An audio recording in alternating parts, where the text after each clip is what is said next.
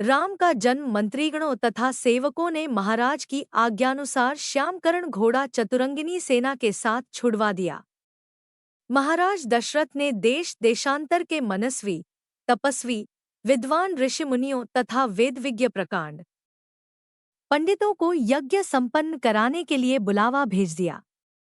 निश्चित समय आने पर समस्त अभ्यागतों के साथ महाराज दशरथ अपने गुरु वशिष्ठ जी तथा अपने परम मित्र अंग देश के अधिपति लोभपाद के जामाता रिंग ऋषि कोडोट लेकर यज्ञ मंडप में पधारे।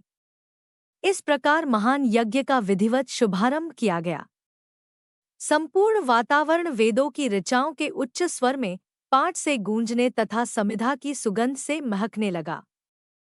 समस्त पंडितों, ब्राह्मणों, ऋषियों आदि को यथोचित धनधान्य, गौ आदि भेंट करके सादर विदा करने के साथ यज्ञ की समाप्ति हुई।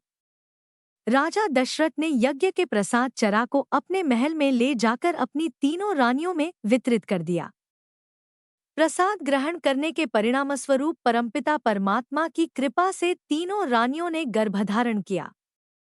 जब चैत्र मास के शुक्ल पक्ष की नवमी तिथि को पुनर्वसु नक्षत्र में सूर्य, मंगल, शनि, बृहस्पति तथा शुक्र अपने अपने उच्च स्थानों में विराजमान थे, कर्क लग्न का उदय होते ही महाराज दशरथ की बड़ी रानी कौशल्या के गर्भ से एक शिशु का जन्म हुआ जो कि श्यामवर्ण, अत्यंत तेजोमय, परम कांतिवान तथा अद्भुत सौंदर्यशाली था। उस शिशु को देखने वाले ठगे से रह जाते थे। इसके पश्चात शुभ नक्षत्रों और शुभ घड़ी में महारानी कैकेयी के एक तथा तीसरी रानी सुमित्रा के दो तेजस्वी पुत्रों का जन्म हुआ। संपूर्ण राज्य में आनंद मनाया जाने लगा। महाराज के 4 पुत्रों के जन्म के उल्लास में गंधर्व गान करने लगे और अप्सराएं नृत्य करने लगी। देवता अपने विमानों में बैठकर पुष्प वर्षा करने लगे। महाराज ने उन्मुक्त हस्त से राजद्वार पर आए हुए भाट, चारण तथा आशीर्वाद देने वाले ब्राह्मणों और याचकों को दान दक्षिणा दी। पुरस्कार में प्रजाजनों को धनधान्य तथा दरबारियों को रत्न, आभूषण तथा उपाधियां प्रदान किया गया। चारों पुत्रों का नामकरण संस्कार महर्षि वशिष्ठ के द्वारा कराया गया तथा उनके नाम रामचंद्र, भरत, लक्ष्मण और शत्रुघ्न रखे गए। आयु बढ़ने के साथ ही साथ रामचंद्र गुणों में भी अपने भाइयों से आगे बढ़ने तथा प्रजा में अत्यंत लोकप्रिय होने लगे।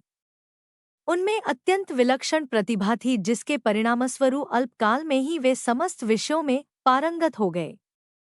उन्हें सभी प्रकार के अस्त्र शस्त्रों को चलाने तथा हाथी, घोड़े एवं सभी प्रकार के वाहनों की सवारी में उन्हें असाधारण निपुणता प्राप्त हो गई।